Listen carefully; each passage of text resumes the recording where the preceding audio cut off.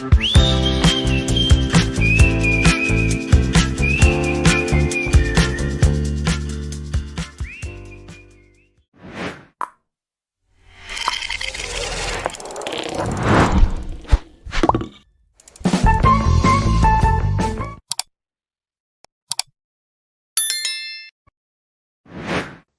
welcome po sa fourth podcast ng CILP. So Sir Roland will be sharing with us the tricks and hacks on how to make our school book modules pleasing to the eyes. Okay? So hindi enough yung may upload lang ng PDF or text. Mas maganda, mas kaaya-aya sa paningin ng mga estudyante natin kung lalagyan natin ng konting tricks and kaartehan ng konti dun sa modules natin. So he will discuss source code, text formatting, content template, among other topics. So after this talk, we will have a time for open forum. So uh, mag-take down po ng notes, Ma'am Tess. Baka marami kayong naiisip na itanong for later. So without much further ado, I will stop sharing and give the screen for Sir Roland. Sir, take it away. Okay, good afternoon kay Ma'am Tess. Good afternoon po, Ma'am Malu. Good afternoon. Thank you for opening our program this afternoon. And para sa mga team bahay, hindi team live, good afternoon din sa'yo, good evening, or good morning. Okay, ito yung kagandahan ng podcast. Hindi kailangan na madaming nag-a-attend para matuloy. So matuloy ito, kahit isa, dalawa, tuloy pa rin kasi ito naman ay mapapanood din because of our recording. Okay? So let me start by sharing my presentation. So the title of our podcast this afternoon is SB Module Tips and Tricks. Yan. I'm sure nagtatanong kayo, bakit ko ba kailangan yan? Master na ako dyan. Di ba? So kung titingnan niyo naman, since 10 years na tayong gumagamit ng school book eh. So by this time siguro yung modules natin, comparing to when we started, siguro noon upload lang tayo ng PowerPoint. Then after some semesters, hindi lang PowerPoint, may pictures na. And then nadagdagan ng video, dagdagan ng text at iba pa. Sabihin, nag-i-improve siya for years na ginagamit natin. So, para saan pa ba yung tips and tricks na yan? Pero malay nyo, meron tayong mapupulot dito kahit isa o dalawa. I hope meron. Okay. So, SB modules, tips and tricks. I highlighted source code, text formatting, and content template, among others. Kasi ito yung nandun sa HTML editor, which I will show you later. Okay, so hello and welcome everyone. Si Ma'am Je, nandyan, sinamahan tayo. Ma'am Je, good afternoon. Hindi siya team bahay. Okay, so ngayon, first on our agenda, before we dive into the source code, text formatting, and content template, let's talk about first the module itself, the content. So I titled it Connecting to Content. And then we will go to source code, how to use source code that is embedded in our HTML editor. When we create a module, makikita natin yung HTML editor. Source code is there, text formatting, and content template. Papakita ko sa inyo. Let's start with connecting to content.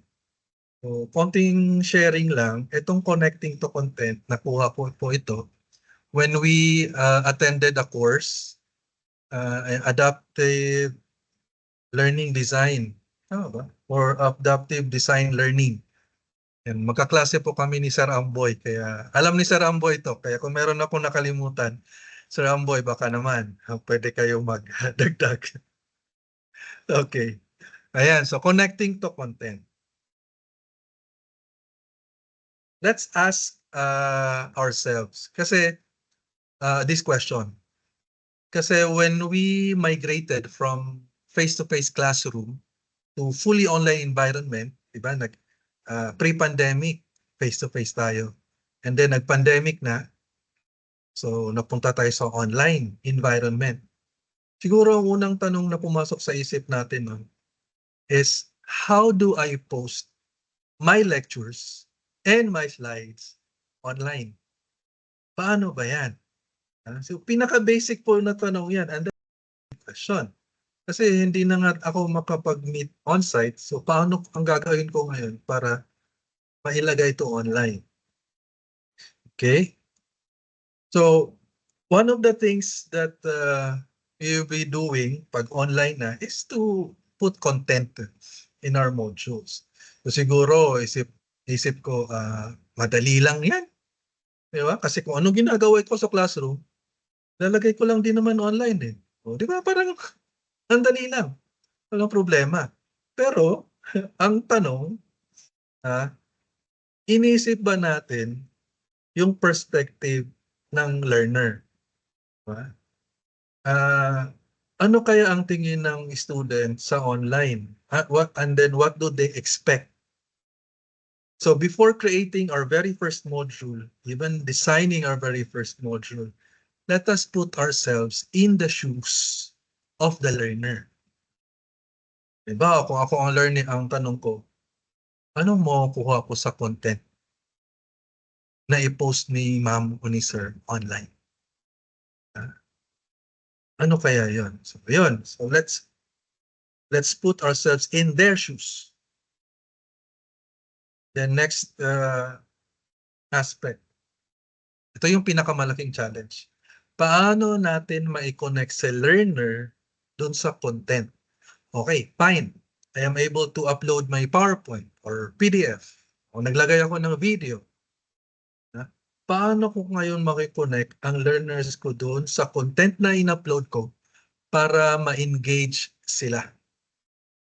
Okay, kasi creating modules, putting content online is not for the sake of putting things online. But ang goal natin is that we are able to engage our learners. So kung sa pagkain pa yan, hindi yung cook ang nag-iisip na ito yung gusto kong lutuin, kung hindi, kung ano yung gusto nilang kainin. Parang ganong metaphor. Diba? Anong isi-serve ko sa kanila na magugustuhan nila? Okay. So, dito, so perspective ng learner, then connecting to content, I'd like to share with you 4 tips. 4 tips para ma-achieve natin yung connecting to content. First tip, keep it bite-size. Keep it bite-size. Second tip, get some meme-spiration. Yung meme, I'm sure you're familiar with memes. Nagamit natin yan sa Messenger. Diba, yung mga memes. Pwede rin yung mga GIFs or GIF. Yan. Get some meme-spiration. Third, go audio plus visual. Yan, at least may idea tayo. Hindi pwede pa PDF file lang. Go audio visual. Fourth, set up a deep dive. Okay. First, keep it bite-sized. Okay.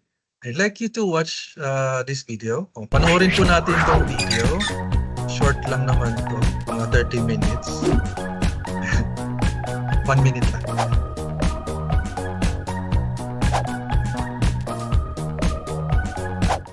In the summer of 2015, I finally got my driver's license. I was so excited that I'd earned the freedom to go wherever I wanted. My mum congratulated me on the hard work and surprised me with my favourite ice cream cake. As I took my first bite of the chocolate crunches, my mum told me that anytime I wanted to borrow her minivan, all I had to do was fill out a 5-page request form that had over 30 questions on it. I'm so glad my mum treats me like an adult now.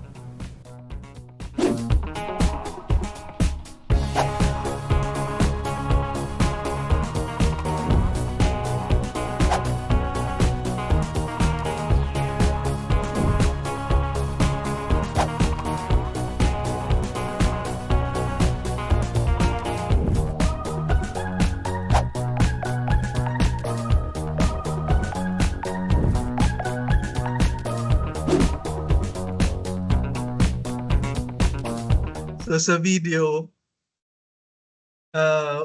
which ones did you end up remembering more than the others? So sa video, yung text na binabasa natin, hindi actually yun yung nasa audio. The audio was something else. So, ang nangyayari doon, parang multitasking, di ba? Na habang nagbabasa ka ng text, nakikinig ka rin ng conversation. So, usually yun ang ginagawa natin eh. And it's very challenging. Pero, ano ba talaga ang nag-stick doon? Saan talaga ang naging focus natin? Were we able to focus on the text and the audio, or we were just focused on the text without the audio, or we were listening to the audio without reading the text? And that is very challenging. Yung naranasan natin, ang tawag doon, cognitive overload. Di ba? And that happens when the learner's intended cognitive processing exceeds the learner's available capacity. Yun bang ang daming gustong ipasok. Kung ako learner, may nakikita akong text, may nakikita audio, may video, ang dami na nag-overload. Overload na siya. So in short, we bite off more than we can chew. So ano ang tip number 1 natin? Keep it bite-sized. We have been used to lengthy lectures in the classroom, di ba? Remember sa on-site meeting natin, kaya nating magsalita ng 1 oras kalahati, 3 oras even. Di ba? Pero ang kaibahan doon, since kaharap natin yung estudyante, madali nating makita yung reaction nila. Kung naiintindihan ba nila, or kung nakikinig ba sila, kung meron silang gustong itanong, pwede nilang itanong agad. In an online environment, those things are not possible. Wala tayo. During a synchronous session, wala tayo doon. Kaya kailangan, yung content natin, when we upload a module, kung ano man yung laman ng module, we have to consider our learners' attention. Kasi we are not there in front of them. Okay? So when it is possible and helpful, keep the content bite-sized. In short, cut it up, especially now na yung learners natin has a very short attention span. Kahit pa gaano ka-meaty yung content na nilagay natin, kung masyado namang madami, wala rin. So sayang lang. Matatapon lang din siya. Di ba? And then yung memory ng kahit tayo, hindi na estudyante natin, kahit tayo. Yung memory din natin, hindi naman kayang i-absorb lahat yun in a single setting. So, cut it up. Focus on the essential. I-chunk nyo yan. Ito, segmenting or chunking. Iwasan ang reading marathon. So, halimbawa yung module, isang section, lesson proper. Tapos nakita natin, PDF.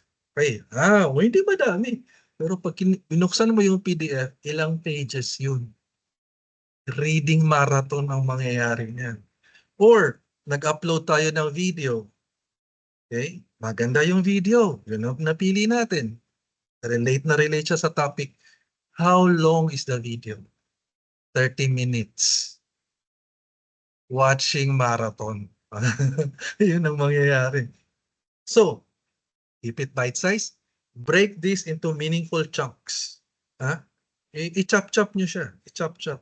Since meron naman tayong face-to-face na, so, siguro pwede nyo ipaliwanag the whole thing. Pero since asynchronous yan, sila lang mag-isa, nyo, by chunk. One, tapos merong space in between. Ito naman, ito yung essential. Para may time na ma-process ng estudyante yung binabasa niya. Hindi siya, maiwasan natin yung cognitive overload. And then, if you want your learners to connect to the content, make sure they do so in bite-sized segments or chunks. Otherwise, itong mangyayari sa atin, hashtag TLDR.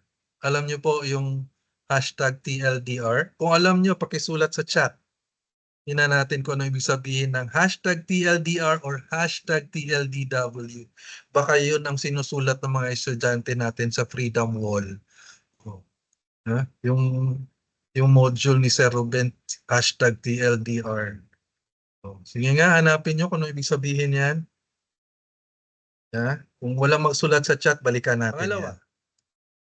Get some memespiration. Ayan.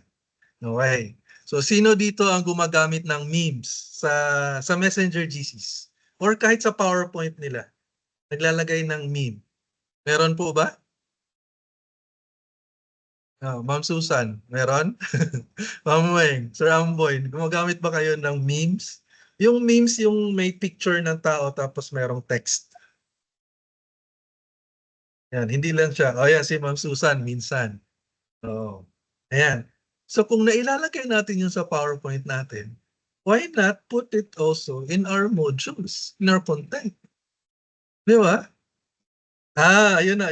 Merong nagsulat sa chat ng TLDR. Too long, didn't read. Gusto ba nating mangyari sa ating content yan? Sa ating mga modules. TLDR, hashtag TLDR. Iwasan na, too long, didn't read. Yan. Yung isa naman, TLDW. Ganun din. Too long, didn't watch. Sa video naman yan. Okay, thank you, Ma'am Sarah. Yeah, Sarah Jane. So, see, sa memes, so if we're using it in our PowerPoint presentations, then use it also in our content, in our modules. Why?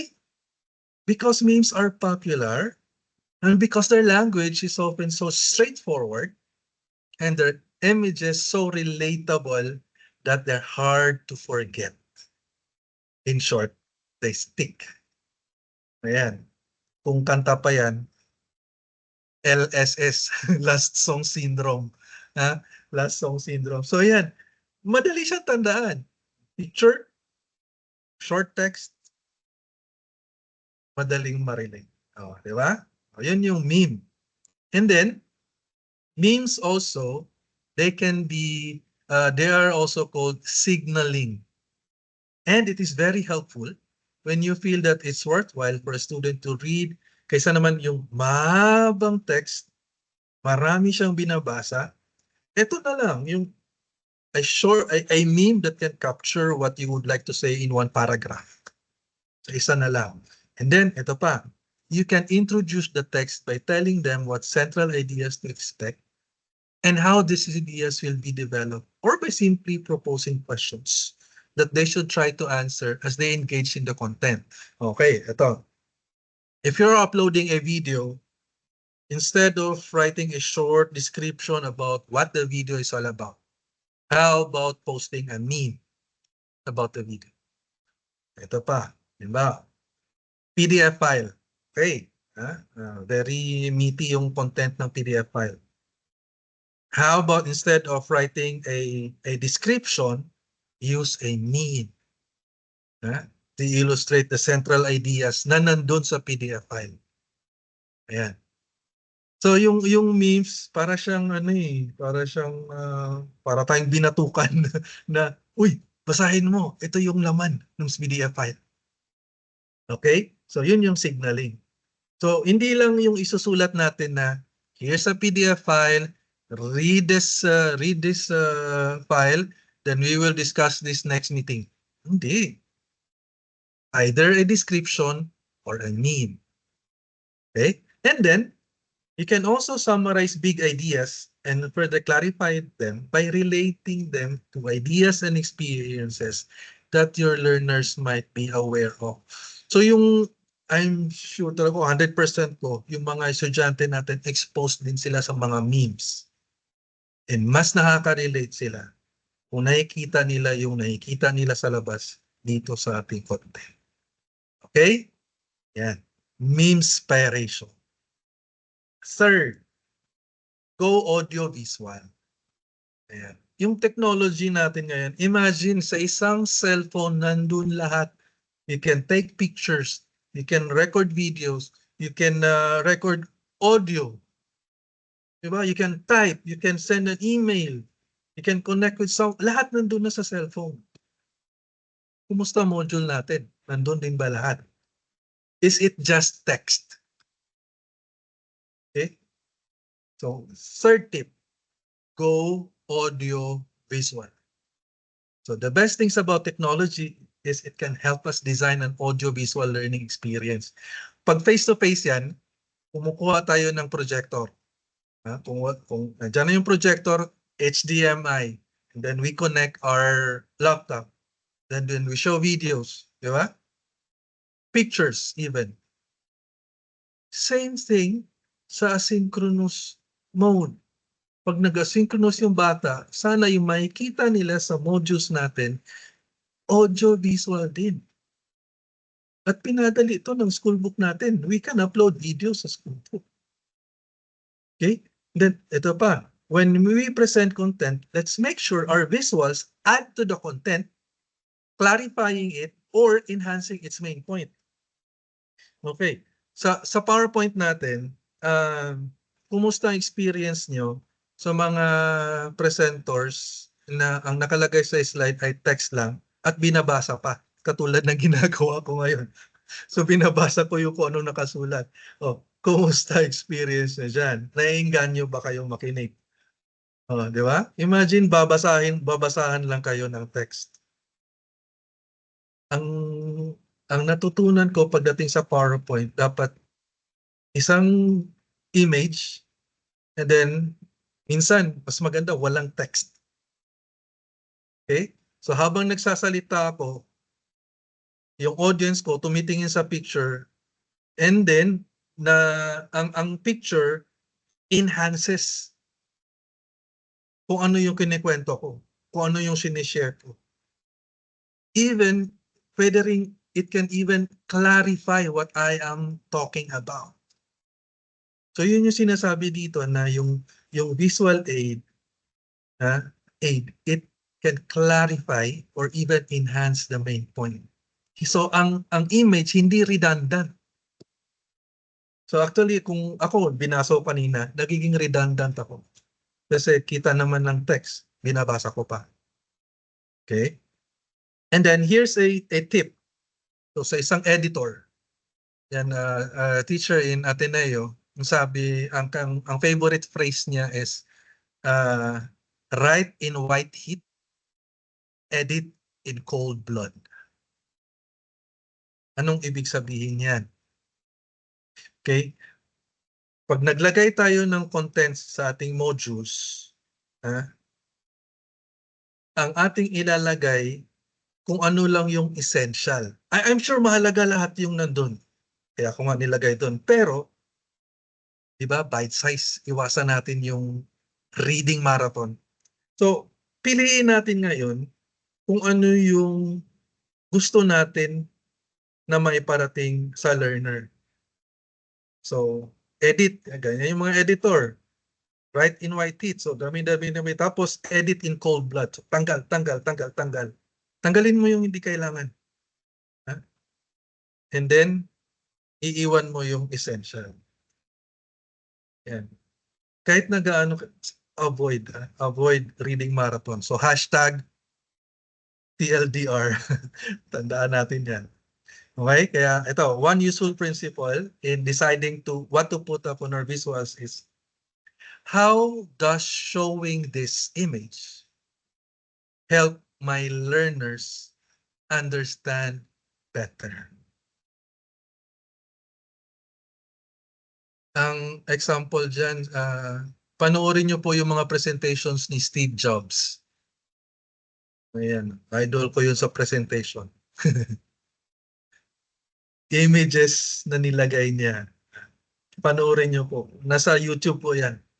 Talagang malaking tulong na mas naiintindihan ngayon ng learner yung topic because of the visuals. So the clever combination of words and images is a great recipe for learning success.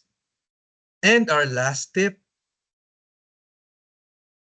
set up a deep dive Okay, the most important reason for us helping our learners connect to the content is for them to dive deep into the content. We don't just want to present content in a way that holds their attention. Diba? Bite size, audiovisual, mensuration. Hindi lang para makuha atensyon nila, kung hindi para mas mapag-isip sila. Okay? Kung ano yung what caught their attention that should lead them to think. Kaya dito, we need to consider what we would like our learners to interact with the content and hopefully dive deep into it. Okay? So, how can we do that? Siguro, instead of just writing a description or maglagay ng meme, maybe we can add guide questions. Para after nila mabasa, after nila maintindihan, they can also reflect on the questions that would help them go deep into the topic. So set up a deep dive. Ako, isang isi-share ko is pag meron akong material na nahanap, nilalagay ko kay Copilot, kay Copilot, and then I ask Copilot to give a summary of the article, and then I also ask Copilot to create questions that would help the reader dive deep into the article. Okay, so pangilan na yun? Pang-apat na. Okay. I think that's the end of the presentation. Pag binalikan natin ngayon yung ating modules. Let's review the modules that we have uploaded in our school. Is it bite-sized? Do I incorporated memes sa content? And then, meron ba siyang audio-visual? And did I set up a deep dive? Kasi ito nga asynchronous kasi siya. So, wala tayo to guide them, but I hope our modules are there to guide them during asynchronous mode. Okay, let me stop my sharing there. And now, let's go to Schoolbook. Schoolbook naman tayo para makita nyo yung so keep those 4 tips in mind, and then I hope yung features ng Schoolbook na ipapakita ko sa inyo will help us in creating a bite-sized content. Okay. Let me share my screen. So dito ngayon tayo sa modules natin. Ito, modules. So mag-create tayo ng, ito, alam na naman natin ito. Add new module. Pakita ko lang. New module. Description. Oh, maganda, may may description kayong ilalagay. Isa din 'yan para makuha yung interest ng bata about the module. This is this module talks about something new. Yan. Pwede na yan. Sample lang naman. Okay? So we have our module set up. Now we will add a section. Okay, add section muna tayo. Lesson content. Ito na. Okay, bite size. Bite size tayo ha. Oop. Click. Okay, this is our section. Now we click edit. Edit natin yan. And makikita ngayon yung HTML editor. So ito yung tinatawag na HTML editor. So meron siyang mga function tabs dyan.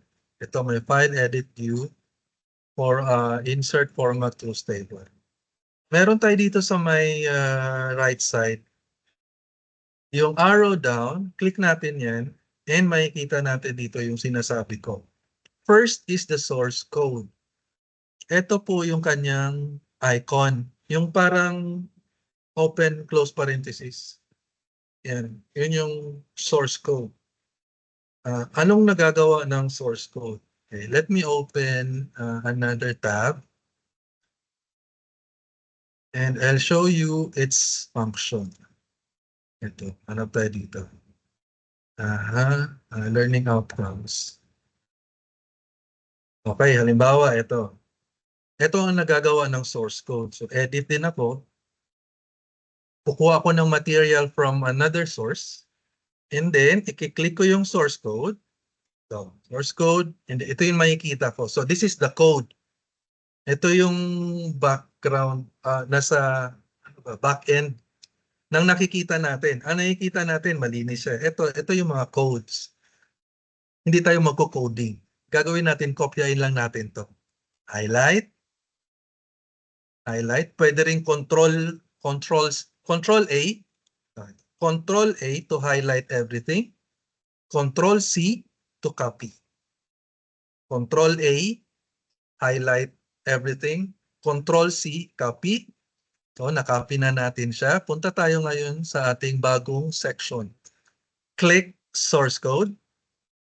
And then, Control V, as in victory. Control V. There, we pasted the content, the source. Source. Move ko lang yung aking screen. Okay. And then save. Let's see what happens. We have copied everything. And when we say everything, everything. Font size, the type of font, the picture, and then even the arrangement. Ito, tingnan nyo ha. Yung original ha. Ayan, so original. Kung ano siya, kung anong source niya, yun din ang nangyayari when we copy the source code. Okay? Next. Ulit tayo ng isa pang section. Halimbawa, text formatting. Okay. Text formatting naman. Ito nakikita ko, nalalaman ko kung ang ginawa ng prof ay nag-copy siya sa isang site and then pinaste niya. Oo, madaling malaman niya. So, halimbawa ito. Ito, hanap tayo na kahit ito na lang. Ito, kopyahin natin to. The attention, copy. So, meron tayong nahanap na website. And then, itong article niya, gusto ko na kopyahin yung text and ilagay ko dun sa aking module section. Ito, copy. So, Control-C, highlight, copy. Then, edit. Then, ang ginagawa natin, paste. Control-V. Ayan.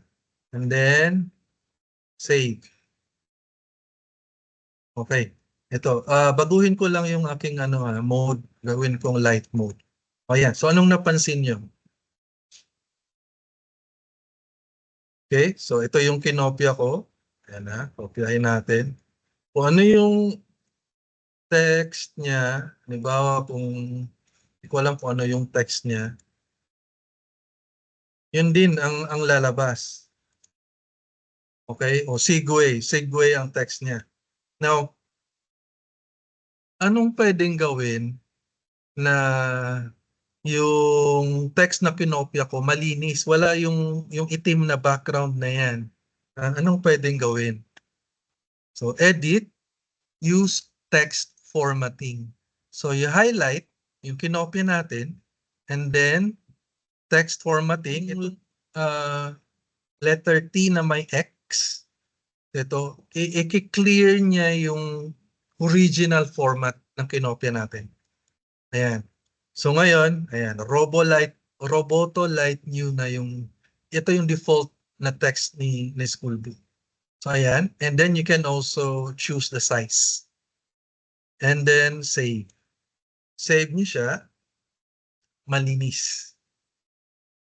Kaya pag sa essay, for example, essay or discussion, malalaman ko na yung bata nag-copy and paste. Kasi hindi nila alam yung text formatting eh. So, pag kahit ang instruction ko ay write directly your answers in the page, Ayoko na mag-copy-paste kayo. Kung nag-copy-paste mo kayo, malalaman ko yan. Ayan, yun yung sabi ko. So, pero meron pa rin may estudyante na nag-copy-paste. And kita siya kasi hindi nila na reformat, hindi nila na clear ang formatting. And sa pag-monitor din, may nakita din ako na may mga teacher na yun nga ang ginagawa. Copy and then paste. Kasi hindi na clear ang formatting. Okay? So, yun. So, I'm not saying na it's a bad thing.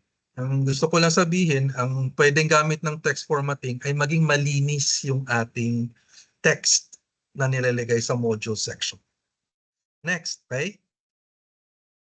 Content content template. Ito, the best to. Wait lang. Content template. Meron na bang gospel yung inyong mga modules? Meron na. And then every time, di ba, naglalagay kayo ng gospel nyo. And next question, pare-pareho ba yung format ng gospel nyo or iba-iba? Iba-ibang nakikita when they open the gospel section. So itong gagawin. Ito ginawa ko using content template. Itong icon na to, katabi ni source code, ito yung we can insert a template. And we will insert a content template. So you click that. Natin ito. Ayan. So ito yung mga templates na available. Ito yung mga ginawa ko. And actually marami na. Meron tayo ditong Gospel and Thought of the Day. Ito I made this public. Kaya anyone, kung wala pa kayong Gospel of the Day sa inyong mga modules, you can actually insert this template sa mga modules niyo. Click nyo lang po ito. Click yan. O, nandyan siya. May picture. And then merong invitation to pray. Tapos meron siyang Gospel and Thought of the Day. And then of course the Lasallian prayer. Save nyo po. And then there you go. You have your Gospel reading section. Save nyo lang po ito. Ayan na siya. Okay? And ito, since link ito, this link is updated every day on a daily basis. So if you click this one, it will bring you to, there you go. Word of the day, you have the first reading, and you have the Gospel of the day. And ano yan, updated yan. This is September 25, 2024. Ayan. O, diba? So, hindi na natin problemahin yung Gospel of the day. You just insert template. Okay, ito, balikan ko So, anong ginawa ko dito? Bakit meron ako ng ganyan? So, edit. Click niyo po itong icon beside the source code icon. And then look for the template. Dito. Ayan. This one. Yan. Gospel and Thought of the Day. And then, once napili nyo yan, saan ba yan? That one. Then click Save. And then you will have your gospel. So, kung meron kayong 5 modules, 5 sections din yan. So, prepare 5 sections and then insert template. You will have your gospel and thought of the day, for the day, for every module. Okay. So, click ako ng lesson content. Maglagay ako learning outcomes. And then save. So, meron din akong ginawang template, content template, para uniform yung ating learning outcomes. So, edit. Then, click ko lang ulit itong insert template. And hanapin ko yung aking learning outcomes. So, saan ba yung aking, halimbawa, this one, learning outcomes. Tapos, save. And save ulit. Voila. So, learning out at the end of the module. And then I will just have to write kung ano yung learning outcome for that module. And you will see in every module, kasi dapat may learning outcome siya. Nakikita nyo, uniform yan. Yan ang itsura ng learning outcomes page. Hindi siya nagbabago. Okay. Question. paano ko po yan gagawin? Gusto ko rin na may ganyan. Okay. So, very easy lang po. Punta lang po kayo dito sa references. Okay. Dito sa burger icon, references, and then click nyo po add. Add.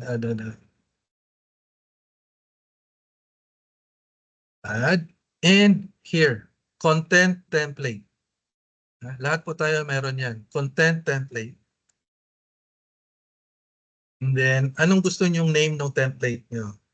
For example, ano ba? Lesson proper. Halimbawa lang. Lesson proper. And then, subject. Kung ano yung tinuturo nyo. Pwede. Halimbawa, art.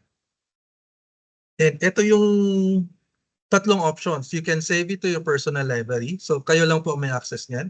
Walang ibang makagamit niyan. Kayo lang. Or you can share it with the school. Okay? Or campus. So everyone, kung hinahanap nila yung template for lesson proper, they will just search for lesson proper and then they will have access to your lesson proper. But if you want to keep it to yourself, personal lang siya. And then dito nyo na ilagay. So you can upload a picture, kung meron kayong picture. Picture nyo, ilagay nyo dyan. And yung text. So kung lesson proper to, lagay mo yan. Our lesson for today is elements of art. Halimbawa lang. Ayan. So every time na meron kang section or lesson talks about the elements of art, you can just search for this template and upload it in your, insert it in your section. So ito, halimbawa, ayan. And then, save ko siya, save. So ito na yung itsura niya. Na-save yan sa references. Okay, ang title niya is lesson proper. Now, I will go back to the sample class. Okay, so paano ko siya mahanap? Add section. Hindi. So, add section. Lagay ko lesson proper. So, pwedeng kahit basta kung gusto mo lang mangyari na uniform yung laman ng modules nyo. And your own signature. Maglagay kayo ng picture nyo. Kung kayo lang din naman nagtuturo ng subject na yan, okay, di gawin nyo ng maganda. Di ba yung mga libro, textbook, uniform yung per chapter. Tapos hanapin nyo yung lesson proper. Ito yung ginawa natin. Lesson proper. And then save. Pause, save na lang ulit. Ayan. Ay, hindi to. Iba pala yung ginawa ko kanina. Pero yeah, I also created a lesson proper template. I actually save it sa school. So anyone who wants to use it can use it. Walang problema po. Hindi ko po kayo habulin ng copyright. Okay lang yan. For everyone's consumption. Ito lesson proper yung ginawa ko kanina pala. Ayan. So our lesson for today is elements of art. So yun yung lalabas ito. Ayan na siya. So I don't have to write every time. And I make sure na uniform siya. Okay? And I would like to show you how is it in real action. Real action na. So ito yung klase ko sa French, intermediate French. Paano ko siya in-apply sa klase? So for example, this one. So meron akong Évangile du jour, Gospel of the day. So ito yung format ko. Welcome. Ayan. Nasa na yan, nasa content template ko na nilagay yan. And then itong sa baba niya, ayan. So ang binabago ko na lang. Sa French, hindi ako gumamit ng Gospel and Thought of the Day. Kasi French ito. So ang binabago ko na lang yung Gospel. Pero yung start and then yung end, the same. Next. See? Ito yung aking learning outcomes. Ayan, ito. Kasi ako nagtuturo ng French kaya dapat picture ko yun nandyan. Hindi picture ng nasa Google. So nilagay ko. Yan ang aking learning outcomes. And then, ito yung aking module overview. So ito naka-template na rin yan. Tapos, next ay ito yung sa lesson proper na. Let's read. So every section na may kailangan basahin ng estudyante, yan ang aking template. Okay? And then, meron pa akong ginawang template din, yung watch video. Kasi may mga videos ako. So, ayan, nakasave na rin. Para hindi every time magsusulat ako watch video. Diba? And then, yung description, ayan, ako, sinusulat ko na lang yung description. Pero yung watch video, ano yan, consistent yan. So, lahat ng sections na mayroon akong video, yung template na watch video nandyan. Tapos, ano pa? Assessment. Okay, diba? Assessment. Assessment naman, meron din akong template. This one. Yan. So, yun ang nilagay ko na template. So, every time na may assessment ako, yun nilagay ko. Para alam din ng estudyante na, ito assessment na. Assessment na siya. So, yan. So, consistent po yan. And then, at the end, ito yung template ko at the end. Ayan. Congratulations, you have finished this module. And it's the same thing po in every module, yung gospel, learning outcomes, nandun yung template. So personalized yung dating. Yeah. Okay. So I guess we have covered source code, text formatting, and yung content template. Okay, so 1:56 na. I hope we still have time to accommodate questions. For sure, maraming natutunan na naman ng ating mga audience. And kami po sa monitoring team ay looking forward sa next week na start ng monitoring season. And sana po makita nating na-apply lahat yung mga natutunan natin dito sa podcast. For nakailan na, pang-apat na, no, sir? And more to come. Para magiging every week na na present na sharing and presentation. Thank you po sa mga attendees and let's spread the word. Sana po mas marami pa pong matutunan sa mga sa mga susunod na podcast. Thank you po. Thank you for attending. Thank you, Sir Roland.